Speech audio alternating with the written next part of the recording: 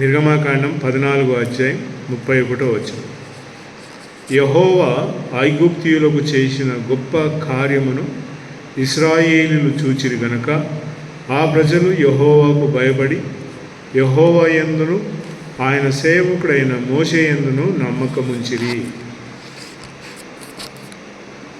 చదువుకున్న ఈ 2 పాఠ్యభాగాల్లో దేవుడు ఇశ్రాయేలీయులను విమోచించే కార్యం ఎలాగుందో 13వ అధ్యాయం 14వ అధ్యాయంలో తలంచాలని 2 వచనాలు చదివి ఉన్నాయి. 13వ అధ్యాయం 1వ వచనంలో యెహోవా మోషేకు ఇలాగూ సెలవిచ్చాను. ఆయన సెలవిచ్చిన కార్యమంతా కూడా 14వ అధ్యాయంలో మనకు 3 భాగాలుగా మనము లేదా 4 భాగాలుగా చూడవచ్చు. మొదటిగా 13వ అధ్యాయంలో ఏమంటాడంటే, ప్రతి జ్యేష్ఠత్వం లేదా జ్యేష్ఠ కుమారుడు పశువులలో జ్యేష్ఠమైనది ఏదైతే గర్భమును తెరుచుకొని వస్తుందో అది నాది అని అన్నాడు. Everything that breaketh open the woman among the children of Israel of man and of cattle it is mine. జ్యేష్ఠత్వము లేదా తొలిచూరిగా పుట్టిన ఏదైనా కూడా నాది అని దేవుడు మాట్లాడు. రెండవదిగా ఏం చెప్తా ఉన్నాడు అని అంటే 14వ వచనంలో చదివితే 8వ వచనంలో మనం చూస్తే, and thou shalt inform thy son in that day, saying, it is because of Jehovah, because of what Jehovah did to me when I came of. ఎందుకు జ్యేష్ఠుడు నాకు కావాలి అని అంటున్నాడు దేవుడు అంటే 8వ వచనంలో, మరియు ఆ దినమున నేను ఐగుప్తులో నుండి వచ్చినప్పుడు యెహోవా నాకు చేసిన దాని నిమిత్తమును పొంగిన రొట్టెలను తినచ్చు నీ కుమారునికి తెలియజెప్పవాలి. 14వ వచనంలో అదే అధ్యాయంలో మరి ప్రభు సెలవిస్తున్న మాట ఏంటంటే, ఇక మీదట నీ కుమారుడు ఇది ఏమిటి అని నిన్ను అడుగునప్పుడు నీవు వానిని చూచి బహుబలము చేత యెహోవా దాస్య గృహమునైన ఐగుప్తులో నుండి మనల్ని బయటికి రప్పించెను. దేవుడు 13వ అధ్యాయంలో ఆయన మాట్లాడుచున్న మాట ఏంటంటే, నీ ఇంట్లో జ్యేష్ఠత్వము నాది అన్నాడు. ప్రతిదీ తొలిచూరుగా పుట్టినదంతా కూడా నాది.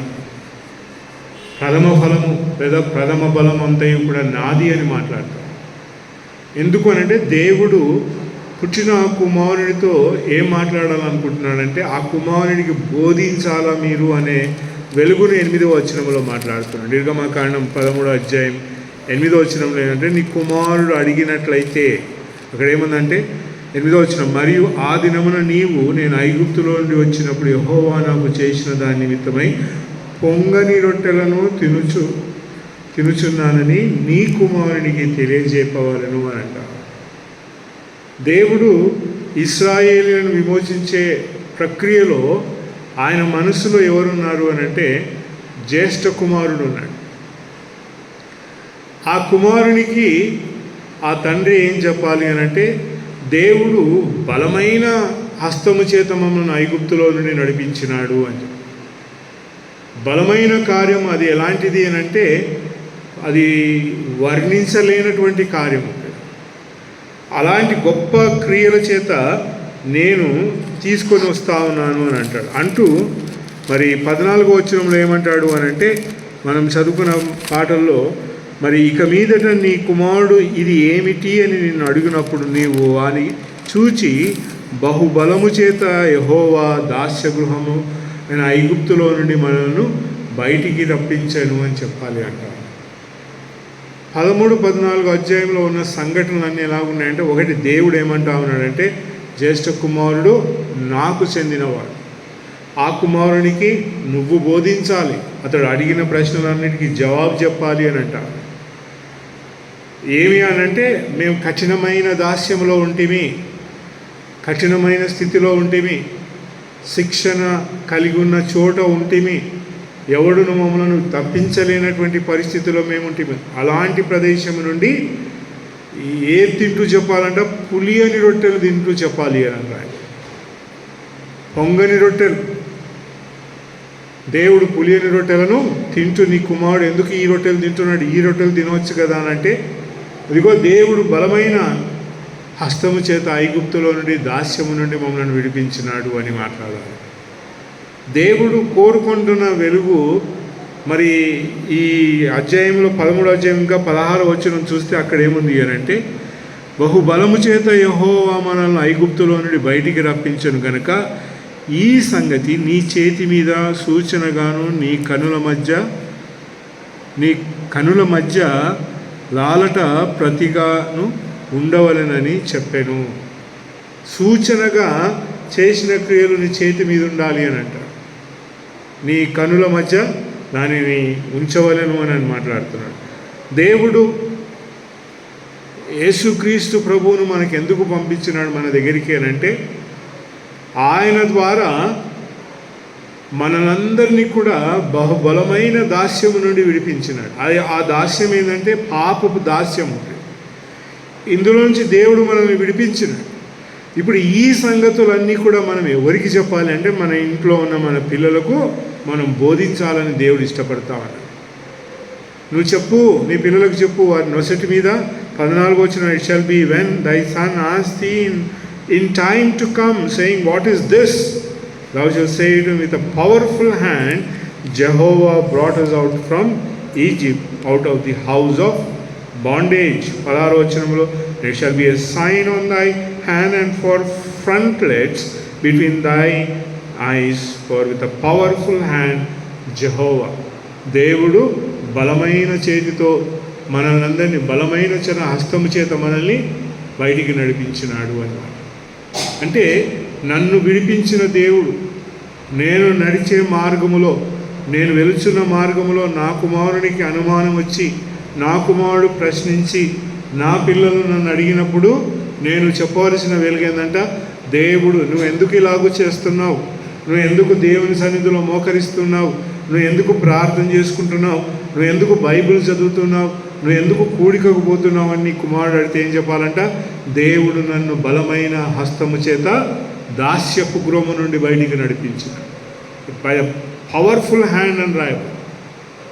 ఆ వెలుగులో దేవుడు నన్ను ముందుకు తీసుకొచ్చినాడు అని చెప్తూ 19వ వచనంలో ఏమంటాడని 13వ అధ్యాయంలో నిర్గమాకాండం 19వ వచనం, మరియు మోషే యోసేపు ఎముకలను తీసుకొని వచ్చెను, అతడు దేవుడు నిశ్చయముగా దర్శనమిచ్చుటకు నిచ్చును, అప్పుడు మీరు నా ఎముకలను ఇక్కడి నుండి తీసుకొని పోవాలని ఇశ్రాయేలు చేత రూఢిగా ప్రమాణము చేయించుకొని ఉండెను.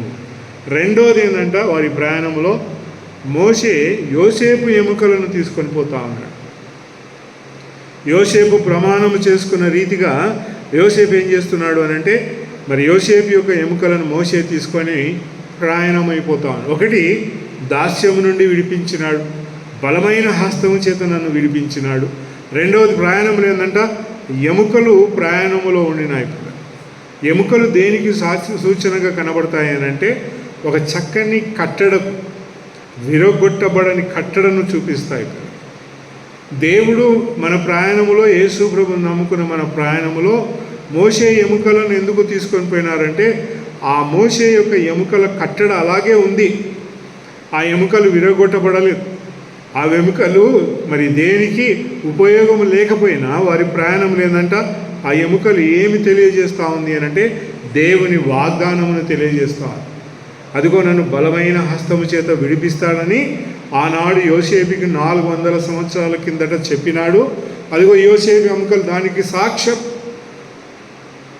ఒకవేళ పిల్లవాడు మర్చిపోయినాడు అనుకుందాం, ప్రయాణంలో పోతూ ఇశ్రాయేలీల ప్రయాణంతో వారు మర్చిపోతే ఆ ఎముకలు మోసుకుంటూ పోతామంటే పిల్లవాడు అదేంది అని అడిగినప్పుడు దేవుడు యోసేపుకి ప్రమాణం చేసినాడు, యాకోబుకు ప్రమాణం చేసినాడు, ఇసాకుకు ప్రమాణం చేసినాడు, అబ్రహాముకు ప్రమాణం చేసినాడు, మనల్ని విడిపించి ఈ చోటును, కానాను, పాలు తేనెలు ప్రవహించే దేశమును ఇస్తానని.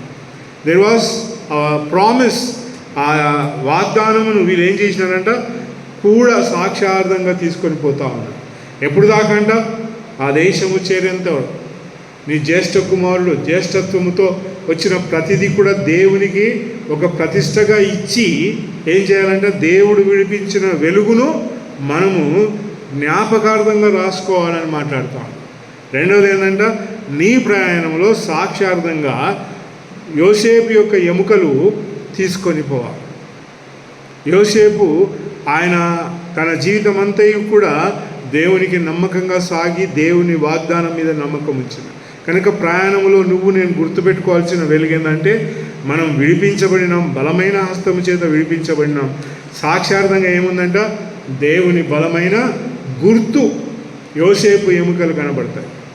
ఈ ప్రయాణంలో వాళ్ళు సాగి వెళ్తూ ఉంటే 14వ అధ్యాయము, మరి వారు ఎంతమంది బయలుదేరినారు సుమారుగా అనుకుంటే వారి ప్రయాణంలో 12వ అధ్యాయం నిర్గమకాండం 37వ వచనంలో, and the children of Israel journeyed from Ramesses to Succoth, about 600,000 on foot that were men. ఎంతమంది అంట 600,000 మంది పురుషులు కాలినడకన బయలుదేరినారు అన్నారు.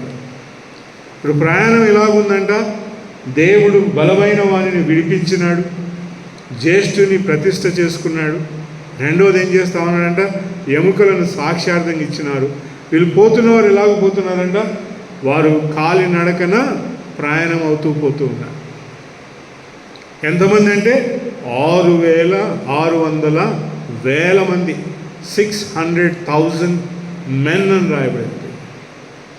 దేవుని ప్రయాణంలో, దేవుడు పిలిచిన ప్రయాణంలో ప్రయాణం చేసుకుంటూ వెళ్తున్న వెలుగెలా ఉంది అని అంటే, ఎంత గొప్ప జనాంగం. వీరి చేతిలో ఖడ్గం లేదు, వీరి చేత ఈట లేదు, వీరి కాలుకు ఎలాంటి మరి యుద్ధోపకరణాలు ధరించలేదు. వారు ప్రయాణమై కాలినడకన వెళ్ళినారు. వీరి వెనకాల ఎవడు వస్తున్నాడంటే 14వ అధ్యాయంలో ఇంతమంది బయలుదేరితే 7వ వచనంలో 14వ అధ్యాయం నిర్గమకాండం 7వ వచనంలో, మరియు అతడు శ్రేష్టమైన 600 రథములను ఐగుప్తు రథములన్నిటిలో వాటిలో ప్రతి దాని మీద అధిపతులను తోడుకొని పోయారు. వీళ్ళు ఎంతమంది పోతున్నారంట, 600,000 మంది బయలుదేరినారు పురుషులు. వాళ్ళ వెనుక ఎంతమంది బయలుదేరి వచ్చినారంట, 600 రథాలు.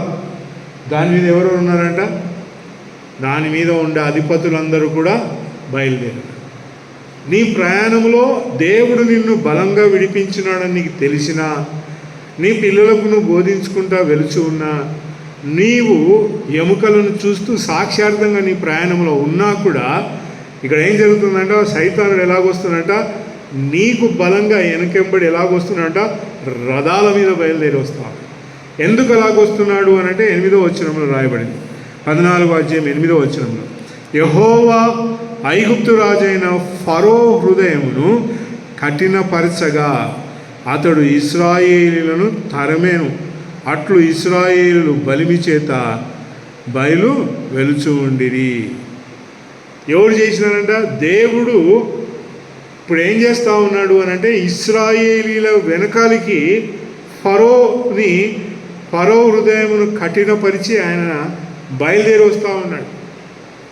దేవుడు ఇది ఎందుకు జరిగిస్తున్నాడంటే, వారినందరినీ బలమైన చేతులతో విడిపించినాడు కదా, ఇప్పుడు తన హస్తం ఇంకా ఎంత బలమైందో శత్రువును విరగొట్టడానికని చూపించడానికి వీరందరినీ నడిపించుకుంటూ వచ్చినట్టు.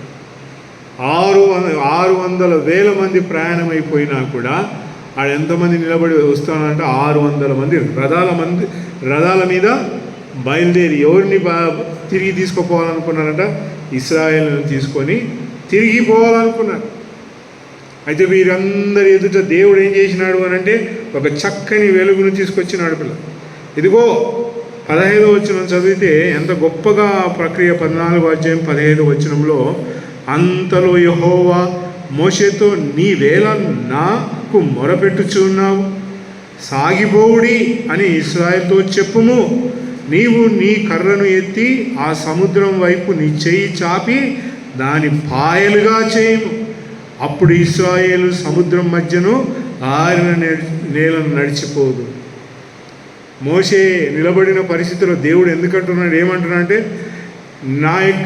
నాకెందుకు మొరపెడుతున్నావు, ఇంకా నీ కర్రను తీసుకొని సముద్రమును పాయలుగా చేయంటా ఉన్నాడు. ఇది మనిషిని వశమైనది కాదు ప్రియులారా. నేను చేస్తాను అని అంటలేడు దేవుడు అక్కడ. చూడండి ఎంత చక్కగా ఉంది.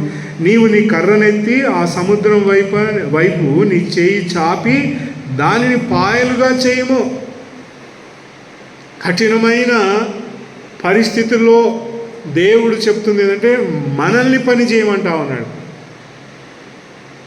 మోషేకి చెప్తాను, నువ్వు చెయ్యి. వెనకెవరున్నారంట? శత్రు 600 రథాల మీద బయలుదేరి వస్తా ఉన్నాడు. వీళ్ళు ఎంతమంది అంట? 600,000 మంది పురుషులు, వాళ్ళతో పాటు పిల్లలు, వాళ్ళ భార్య అవంతా కలుపుకుంటే గొప్ప జనాంగం ప్రియులారా. దేవుడు ఏమంటా ఉన్నాడు మోషేతో, ఎందుకు నా వైపు మొరపెడతా ఉన్నావు? కార్యమును చేయక నేను బలమైన హస్తము చేత విడిపించుకుంటూ వచ్చినావు.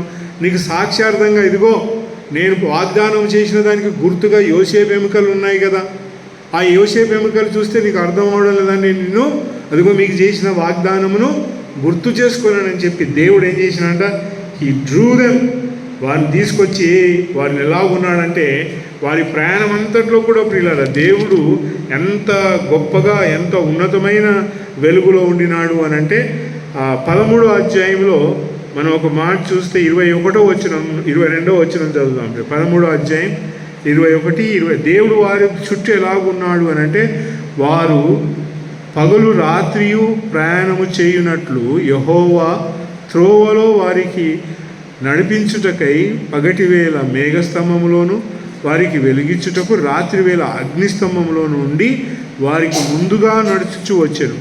ఆయన పగటివేళ మేఘస్తంభమైనను రాత్రివేళ అగ్నిస్తంభమైనను ప్రజల ఎదుట నుండి తొలగింపలేదు.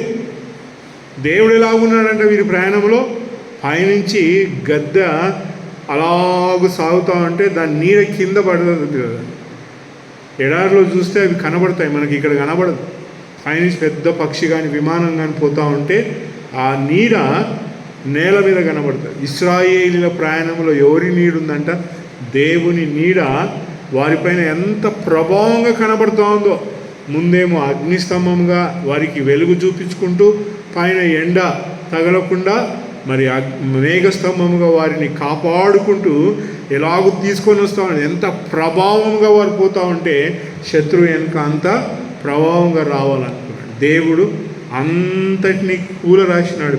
14వ అధ్యాయంలో జరిగింది ఏంటంటే వారందరూ ఆడ 28వ వచనం 14వ అధ్యాయం చూస్తే ఆడేముందంటే నీళ్లు తిరిగి వచ్చి ఆ రథములను రౌదులను వారి వెనుక సముద్రంలోనికి వచ్చిన ఫరో యొక్క సర్వసేనను కప్పివేశాను, వారిలో ఒక్కడైనను మిగిలి ఉండదు.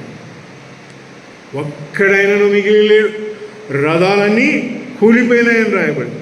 వారి రథాలన్నీ ఎలా ఉన్నాయనంటే ఇశ్రాయేల్ అంటారు 25వ వచనంలో మాట ఉంది అక్కడ. ఇశ్రాయేల్ ఏం పలుకుతున్నారు అని అంటే మనం చదివితే ప్రియులారా, వారి రథచక్రములను ఊడిపడినట్లు చేయగా వారు బహు కష్టపడి తోలుచూ ఉండిరి. అప్పుడు ఐగుప్తీయులు ఇశ్రాయేలీయులు ఎదుట నుండి పారిపోదుము రండి, యెహోవా వారి పక్షమున మనతో యుద్ధము చేయుచున్నాడని చెప్పుకొని. ప్రయాణం ఎలాగుందంట? నువ్వు విడిపించినావు, బలమైన చేతి చేత దేవుడు నిన్ను విడిపించినాడు. యేసు ప్రభు మరణం ఎలాంటిది అని అంటే చాలా ప్రభావంతో కూడినది ప్రియులారా. నువ్వు రక్షణ పొందినావంటే ఎలాంటి వెలుగు అంటే అది చాలా బలమైన కార్యము ప్రియులారా. ఆ కార్యమునకు సాక్షార్థంగా ఏం కనబడుతుందంట నీకు? ఆదివారం పూట నువ్వు రొట్టె రసం ఎందుకు విడుస్తున్నావు అని అంటే నేను విడిపించబడినాను అని చెప్పడానికి గుర్తు ప్రియులారా. ఇదిగో బలమైన కార్యము చేత ఐగుప్తులో నుంచి దేవుడు జ్యేష్ఠులందరినీ చంపి బయటికి తీసుకొచ్చి వారి ప్రయాణంలో ఎముకలు ఎలాగూ తోడై ఉన్నాడు గుర్తుగా యోసేపు ఎముకలు, అలాగే దేవుడు బలమైన చేతితో యేసుక్రీస్తు మరణము ద్వారా మనల్ని అందరినీ విడిపించి మనకు సాక్షార్థంగా రొట్టె రసమును పెట్టి ప్రయాణం చేయని అని. వెనకెవడున్నాడంట? శత్రువు తన రథముల మీద వస్తాడు. ముందెవరున్నారంట? దేవుడు ఏర్పాటు చేసే మార్గం ఉంది. ముందెవరు ఉన్నారంట? దేవుడు తెరిచే మార్గం ఉంది. ముందెవరు ఉన్నారంటే నీ ప్రయాణమును సుఖవంతము చేసే మార్గం ఉంది ప్రియుల. ఆడ రాయబడింది దేవుడు వారిని మరి అరణ్య ప్రయాణములో తీసుకొని వెళ్ళాను అని రాయబడి.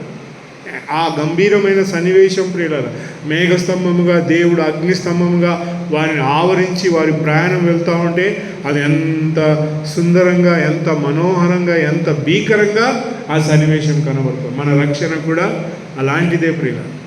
మనం రక్షించబడిన వెలుగు లాంటిదంటే దేవుడు మనల్ని బహుబలమైన హస్తము చేత రక్షించినాడు. ఇంకేం చేసినాడంటే సాక్షార్థంగా రొట్టె రసం ఇచ్చినాడు.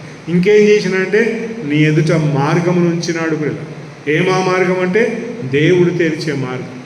ఇంకా అక్కడ ఆ మార్గం తెరిస్తే ఏమైంది అని అంటే, ఇక ఇశ్రాయేలు 31వ వచనంలో మరి మనం చదువుకున్న 14వ అధ్యాయం నిర్గమకాండం 31 యెహోవా ఐగుప్తీయులకు చేసిన గొప్ప కార్యమును ఇశ్రాయేలు చూచిరి గనుక ఆ ప్రజలు యెహోవాకు భయపడి యెహోవా యందును ఆయన సేవకుడైన మోషే యందును నమ్మకం ఉంచి. రెండున్నాయి ఇక్కడ, భయపడడం, నమ్మకం ఉంచడం. దేవుడు మనల్ని విడిపించినాడనే వెలుగు మనకు అర్థమైతే శత్రువులను ఓడింపజేయగలిగే గొప్ప దేవుడు మన దేవుడు అని మనకు అర్థమైతే మనం ఏమంట దేవునికి భయపడాలి. వారు భయపడిరి అని రాయబడి. ఇంకేం చేసినంట మోషే మాటల మీద నమ్మకం ఉంచి. దేవుని మాటల మీద, మోషే మాటలు అంటే ధర్మశాస్త్రం అనగా బైబిల్ ప్రియులు. దేవునికి భయపడాలా, వాక్యానికి నమ్మకంగా లోబడాల. నమ్మకం ఉంచిరి అని రాయబడి. మన ప్రయాణంలో మనం విడిపించబడిన వెలుగులో మనకు సాక్ష్యంగా ఈ కూడికలు, మనకు సాక్ష్యంగా రొట్టె రసం, సాక్ష్యంగా దేవుని వాక్యం. ఎందుకు ఇలాగూ చేస్తున్నారంటే దేవుడు మాకు సెలవిచ్చినాడయ్యా, అందుకే మేము ఇలాగూ చేస్తున్నాం. అయితే వెనక ఎవరున్నారంట? శత్రువు ఉన్నాడు. ముందు ఎవరున్నారు? దేవుడు ఉన్నాడు. ఆయన తెరిచే ఆరిన నేల ప్రియులారా. ఆరిన నేలలో ఎవడైనా హాయిగా పరిగెత్తకుండా ప్రయాణం చేయాలని ఇష్టపడే మార్గము దేవుడు ఎంచి ఉంచినాడు. మరి దేవుని గ్రంథంలో ఒక ఉదాహరణ మనం చూసుకుంటే, నోవహు మరి 40 దినములు 40 రాత్రులు ఓడలో ప్రయాణం చేసినాడు. ఆ ప్రయాణంలో నోవహు ఎదురు చూసింది ఏంటంట? ఎప్పుడెప్పుడు ఆరిన నేలను చూస్తాను నేను, ఎప్పుడెప్పుడు నేల కనబడుతుంది, ఎప్పుడెప్పుడు నేను ప్రయాణం చేస్తాను అని ఎదురు చూసినాడు నోవహు. ఎన్ని రోజులున్నాడ? సుమారు 105 దినములో 3.5 మాసములు 4 మాసములు ఓడలో ఉంటాడు. ఏమి ఎదురు చూస్తున్నాడ? ఆరిన నేలపడి దేవుడు ఏర్పాటు చేసే మార్గం. ప్రియులారా, మన పరిస్థితులలో దేవుడు మనకు చక్కని జ్యేష్ఠత్వమును కలిగిన జ్యేష్ఠుడైన యేసు ప్రభువుని ఇచ్చినాడు. మన జ్యేష్ఠుడు ఆయన బలములో మనం ఏం చేస్తామంట? ముందుకు సాక్ష్యార్థంగా ఎముకలు కలిగి ఉన్నాం. ఆ ఎముకలు చక్కని వెలుగైన క్రైస్తవ సూచనలను మనకు చూపిస్తాం. ఆ తర్వాత శత్రువు మన వెనకాల ఉన్నా కూడా దేవుడు ఒక మార్గమును మనకు చూపిస్తాం. ఆ మార్గములో మనము దేవుడు జయమునిస్తాడు. యుద్ధము యెహోవాది గనుక సైతానుడు, శత్రువు ఓడిపోతాడు గనక విశ్వాసముతో సాగి దేవునికి భయపడి సాగాలి. ఇంకెవరికి నమ్మకం, ఎవరి మీద నమ్మకం ఉంచాలంట? మోషే యందు నమ్మకం ఉంచాలి. మనుషుల మీద నమ్మకం కాదు కూడా, ప్రవక్తల మీద, దేవుని గొప్ప గొప్ప వెలుగులు కలిగిన వారి మీద కాదు, కానీ దేవుని వాక్యం మీద నమ్మకం. ఇంకెవరి మీద అంట? దేవుని భయపడి.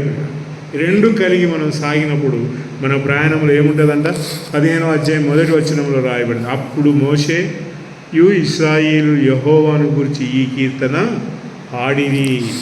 ఏం జరిగిందంట? అప్పుడు నువ్వు భయపడి నమ్మకం ఉంచితే ఏం జరుగుతుందంట? మోషేయు ఇశ్రాయేలీయులను యెహోవాను గూర్చి ఈ కీర్తన పాడిరి. యెహోవాను గూర్చి గానము చేసేదను, ఆయన మిగులా అతిశయించి జయించెను. గుర్రములను దాని రౌదును ఆయన సముద్రములో పడగొట్టెను. యెహోవాయే నా బలము, నా గానం, ఆయన నాకు రక్షణయు, ఆయన నా దేవుడు, ఆయనను వర్ణించెదను. ఆయన నా పితరుల దేవుడు, ఆయన మహిమ స్తుతించెదను. యెహోవా యుద్ధశూరుడు, యెహోవా అని ఆయనకు పేరు. ఆయన ఫరో రథములను అతని సేనలను సముద్రములో పడద్రోసెను. అతని అధిపతులను శ్రేష్ఠులను ఎర్ర సముద్రములో మునిగిపోయి అగాధ జములలో వారిని కప్పెను. వారు రాతి వలె అడుగంటిపోయిరి. యెహోవా నీ దక్షిణ హస్తపు బలముంది అతిశయించును. యెహోవా నీ దక్షిణ హస్తము శత్రువును చిదగొట్టెను. నీ మీదికి లేచువారిని నీ మహిమాతిశయముల వలన అణిచివేయుదువు. నీ కోపాగ్ని రగుల చేయుదువు.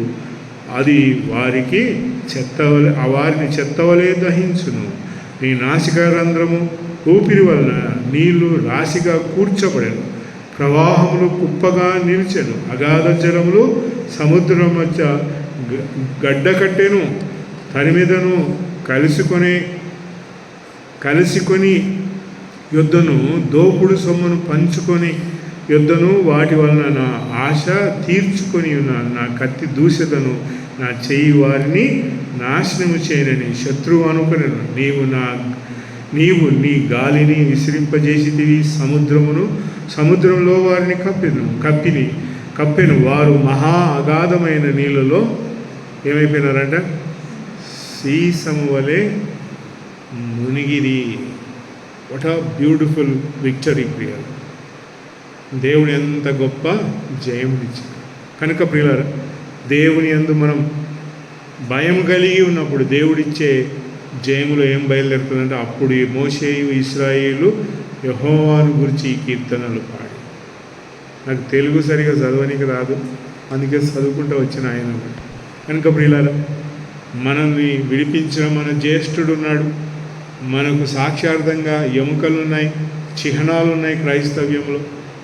మనం ప్రయాణం చేయుట కొరకై దేవుడు తెరిచిన మార్గం ఉంది. వెనక శత్రువు ఉన్నాడు, ఆయనను దేవుడు జయమిచ్చి మనల్ని, అదిగో మోషే కర్ర జాపి ఆయన చేయి ఇంకా సముద్రమును, వై ఆర్ యూ వెయిటింగ్, చూడు నిలబడి చూడు నేను ఇచ్చే రక్షణ అన్నాడు. వారి దగ్గర యుద్ధకరణములు లేవు, సైన్యము లేదు, ఏమీ లేదు, కానీ దేవుని మాట వలన జయం. అలాగే మనం దేవుని మీద ఆధారపడి మనం జయం పొంది ముందుకు సాగుతున్నాక దేవుని మాటలు మన కొరకై దీవించున్నాక. ఆమేన్.